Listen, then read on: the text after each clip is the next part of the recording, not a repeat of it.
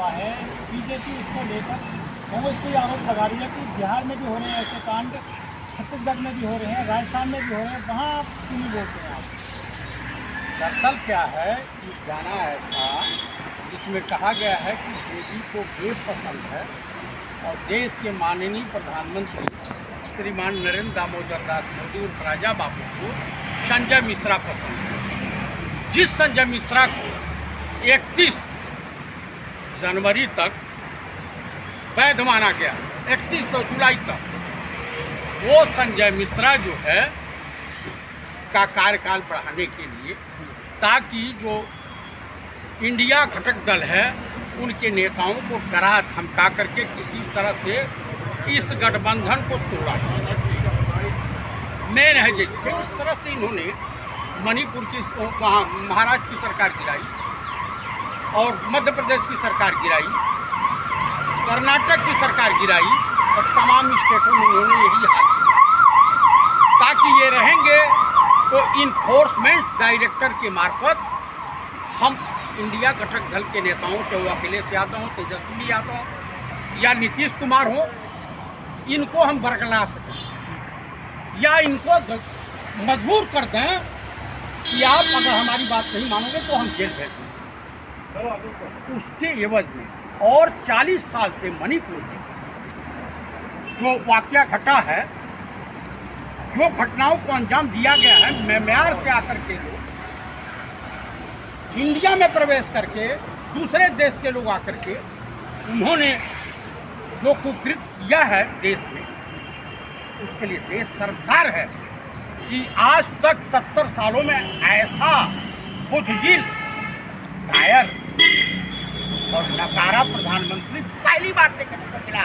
इतना कमजोर जो चाइना के खिलाफ आवाज नहीं उठा सकता, पाकिस्तान के खिलाफ आवाज नहीं उठा सकता, देश में हिंदू मुसलमान, भारत पाकिस्तान, मंदिर मस्जिद, जो घटनाएं वहाँ पे घटी हैं मणिपुर में, जिस तरह से बेटियों को नंगा घुमाया गया, जिस तरह से पुलिस प्रशासन के थानों पे हमला करके वहाँ से हथियार लूट करके, गोला बारूद लूट करके ले जाया गया, क्या उस तरह की घटना बंगाल या बिहार, झारखंड, छत्तीसगढ़ या राजस्थान में घटी है? वहाँ का मुख्यमंत्री क्या देशवासियों के सामने ये कहा है, बोला है कि हमारे वहाँ ऐसी तमाम सैकड़ों घटनाएं घटी हैं। वहाँ के एन बीरेन सिंह को के अंदर अगर थोड़ी भी नैतिकता बची तो उनको अपने पद से इस्तीफा दे देना चाहिए। उन्हीं की पार्टी की गवर्नर, जो मणिपुर की गवर्नर, उन्होंने कहा कि मैं अपने पूरे जीवन में इस तरह का वाकया मैं पहली बार देख रही हूँ, इस तरह से घिनौना कुकृत। आप बता दीजिए, वहाँ के 3 बार के भाजपा के विधायक इस समय याददाश्त खो चुके हैं, कोमा में। इतनी पिटाई उनकी हुई है और देश के प्रधानमंत्री को तनिक भी लज्जा नहीं आती। ये मुंह खोलते हैं जब सुप्रीम कोर्ट ऑफ इंडिया कहता है अगर आपसे संभलती हो तो संभाले, नहीं तो हम इसमें हस्तक्षेप करेंगे। ये बताइए, इंग्लैंड की पार्लियामेंट में, यूएनओ में मणिपुर पर चर्चा हो सकती है, भारत की संसद में नहीं। अविश्वास प्रस्ताव लाने के बाद इस तरह की घटना को अंजाम ये यहाँ बयान देंगे, उसके एवज में घबरा करके, भयभीत होकर के ये सुप्रीम कोर्ट गए हैं कि ईडी डायरेक्टर को 15 अक्टूबर तक का मौका दे दिया जाए। आप बताइए, चीफ जस्टिस के बीवी बच्चों के खिलाफ इनकी टोल आर्मी किस तरह का बयानबाजी कर रही है, भाजपा आईटी सेल के लोग और इनके गुंडे पाले हुए, उसकी कल्पना करना बेकार है। विपक्ष का आरोप कर रहे हैं कि आप संसद में चलने दे रहे, सुनवाई नहीं होने दे रहे मणिपुर वाले मामले में। आप बताइए कि बयान तो प्रधानमंत्री को देना है, नेता सदन तो माननीय प्रधानमंत्री है ना। अगर इतने चिंता थी तो 3 दिन जा करके देश के गृह मंत्री अमित शाह जी तथा कथित चाणक, हर गंजा आदमी अगर चाणक हो जाए तो देश का जो भले हो जाएगा। लेकिन जो है, अब क्या कहा जाए, वो कहावत है कि पढ़ना राम कुकुर के पाले, खींच कांच के गईले खाली। ये जब सत्ता से जाएंगे और इनके साथ जब देश का कानून सख्त रवैया अपनाएगा, तब इनको पता चलेगा कि गोधरा कांड से लेकर के ये मणिपुर, अभी आपको ये दिखाई दे रहा है, आने वाले भविष्य में हिंदुस्तान में बीजेपी चुनाव जीतने के लिए हिंदू मुसलमान के बीच दंगे करा सकती है। हिंदू मरे या मुसलमान मरे, लेकिन इनको सत्ता से मतलब है। और देश की जनता इस बात को भली भांति जान गई है। लेकिन आपने जो एनडीए बनाया है, वो सॉरी इंडिया बनाया है, मोदी जी ने कह दिया कि इसमें तो ईस्ट इंडिया कंपनी का नाम भी है, इंडियन मुजाहिदीन का भी नाम आ गया। देखिए, इनके पूर्वज जो है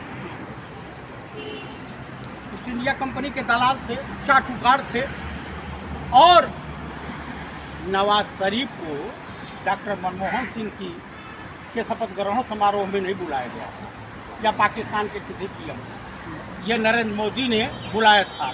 तो उनकी इंडियन मुजाहिदीन से उससे मोहब्बत और ईस्ट इंडिया कंपनी की मोहब्बत उजागर होती है। इनका एक सांसद है बेहुदा आदमी, वो विपक्ष के नेताओं की मर्दानगी कैसे जांचा है, अभी समझ में नहीं आता है।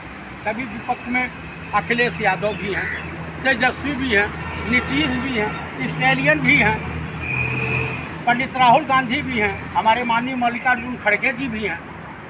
तो ये मर्दानगी नापने का इसका पैमाना क्या था? क्या ये गे है?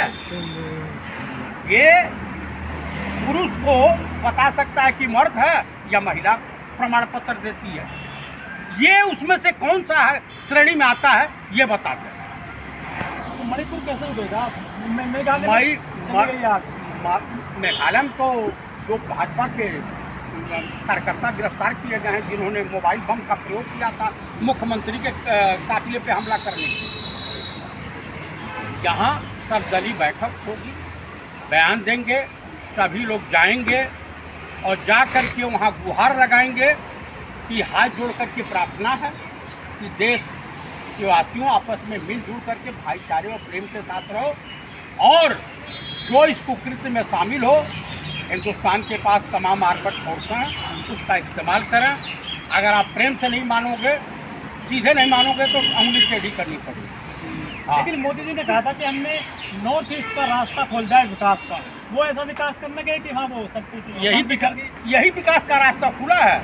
गोधरा का जैसे विकास इन्होंने किया है, उसी तरह का विकास मणिपुर, मेघालय, मिजोरम, नॉर्थ ईस्ट का ही कर रहे हैं। आग आएगी, बंगाल आएगी, यूपी बिहार को लपेटे मिलेगी। और आजकल तो बेरोजगार की फौज खड़ी है। आप बताइए, देश को कहाँ रसातल में ले जाना चाहते हैं?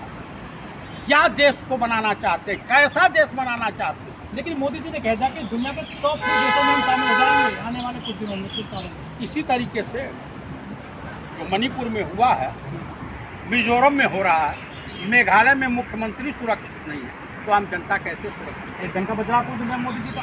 कहाँ डंका बज रहा है? वो फ्रांस जाते हैं, वो इजिप्ट जाते हैं, वहाँ के अखबारों को उठा करके पढ़ लीजिए। यूएनओ में क्या कहा गया है इनके बारे में, इंग्लैंड की पार्लियामेंट में क्या कहा गया है, वो आपको पता चल जाएगा। तो मोदी जी तो विश्व गुरु बना रहे देश को। मैं आपको बता रहा हूँ कि 2024 में इंडिया जीतेगा और एनडीए हारेगा, उसी का डर सता रहा है माननीय प्रधानमंत्री श्रीमान नरेंद्र दामोदर दास मोदी और राजा बाबू। ये अमृतकाल चल रहा है, आज़ादी का अमृत महोत्सव, विश्व गुरु बन रहा है हमारा देश। भाई साहब, अगर ये अमृतकाल है तो 20 काल किसे कहते हैं? इसको परिभाषित कर दे माननीय राजा बाबू। इसलिए करेंगे धीरज शास्त्र हैं ये, आँख नहीं खुल रही। अरे भाई, कुछ लोग तो पानियर अखबार लिख रहा है कि घड़ियाली आंसू बहा रहे हैं।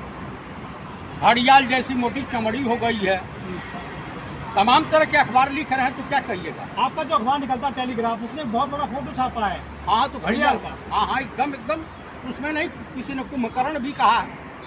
ये तो आप अपमान कर रहे हैं पीएम के साथ। मैं कहाँ कर रहा हूँ, यहाँ के तमाम अखबार लिख रहे हैं, पूरी दुनिया के अखबार लिख रहे हैं। मैं पत्रकार तो हूँ नहीं, जो लोग लिख रहे हैं मैं वही कह रहा हूँ। कुछ लोग कह रहे हैं कि यदि इंटरनेट चालू हो जाए मणिपुर में, तो बहुत सारी ऐसी वीडियो आएंगी, बहुत अपराध हुआ है वहाँ पर, क्या लूटे गए हैं। भाई साहब, वो वीडियो आएंगी तो पूरा हिंदुस्तान हिल जाएगा, इसलिए इंटरनेट को ही बंद करके रखे हैं। जनता की आवाज़ बाहर न जाने पाए। हो गया सर, पूरी हो गया। थैंक यू भैया। देखबा हो।